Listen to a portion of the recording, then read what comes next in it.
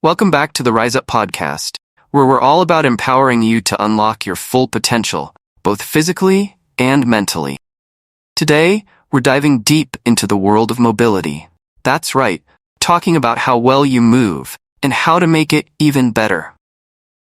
We all know that feeling of stiffness or those little aches and pains that can hold us back from doing the things we love. Well, get ready to say goodbye to those limitations. In this episode, we're breaking down the simple steps to creating your very own personalized mobility routine. No matter how busy you are or what your fitness level is, you'll discover how to move with more ease, reduce pain, and boost your overall well-being. So let's get started on the path to a more mobile, more vibrant you. Your body is your lifeline, the incredible vessel that lets you live your life to the fullest. So, it's vital to keep it moving smoothly and freely. Unfortunately, those one-size-fits-all workout plans often miss the mark when it comes to giving you a full range of motion without any pain. The good news is, making your own personalized mobility routine is easier than you think, and it doesn't have to eat up a lot of time.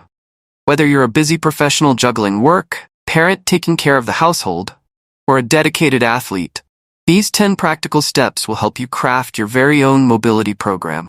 Get ready to move better, feel less pain, and improve your balance and stability. 1. Check how you move now. Create a mobility routine that's just right for you. It's important to understand how your body moves at this moment.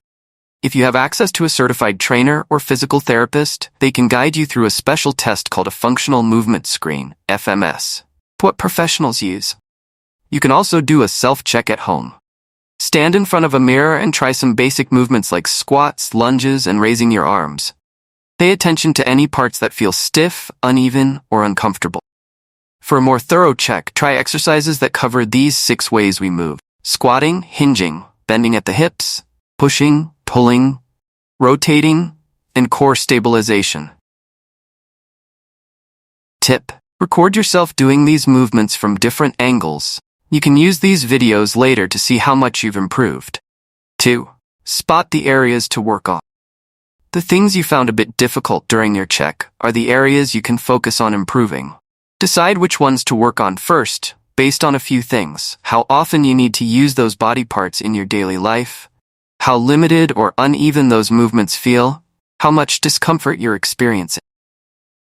If you have sharp pain, it's a good idea to talk to a health professional before you start any new exercises.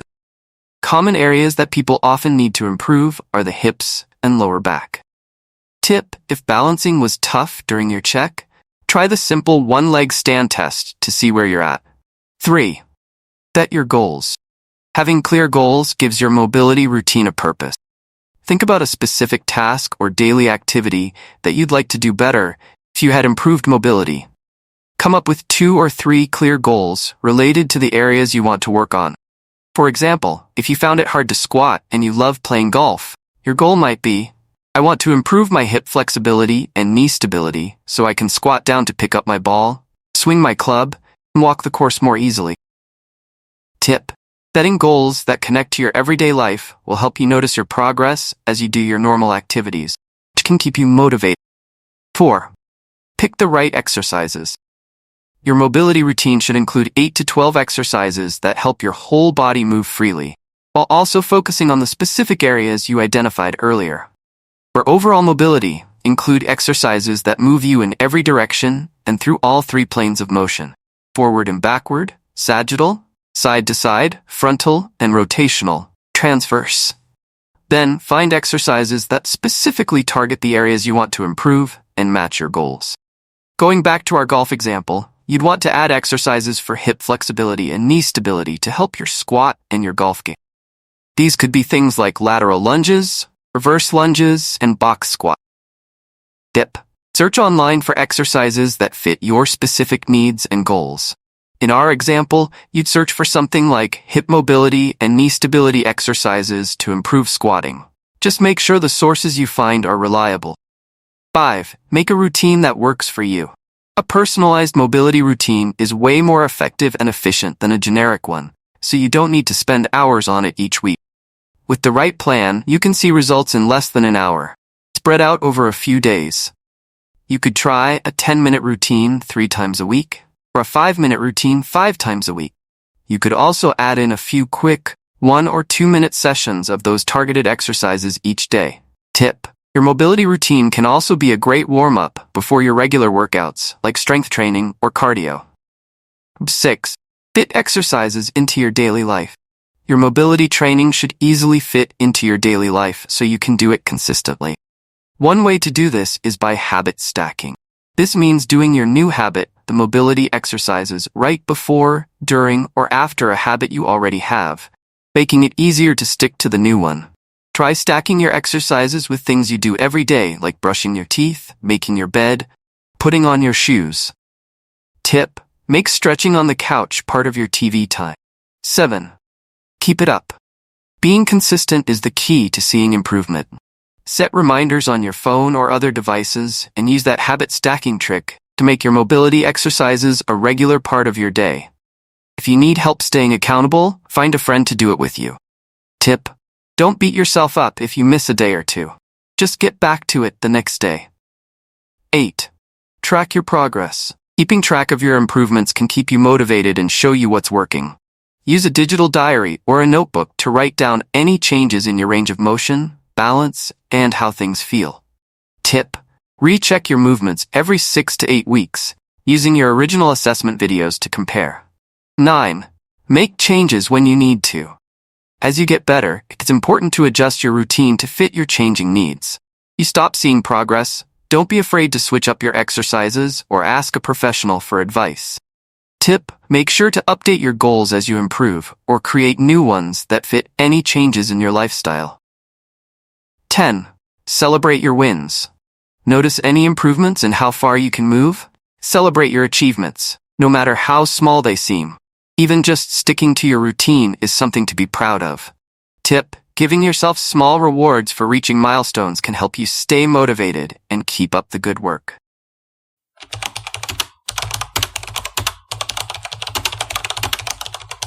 Ready to expand your English word power?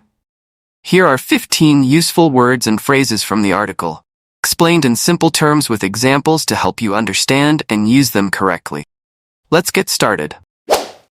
Mobility, meaning the ability to move or be moved freely and easily.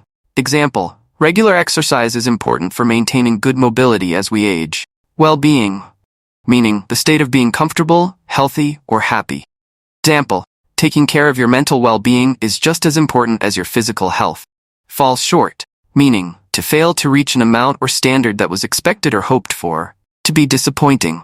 Example: the movie fell short of my expectations. It wasn't as good as the reviews said. Range of motion, meaning the full movement potential of a joint, usually its range of flexion and extension.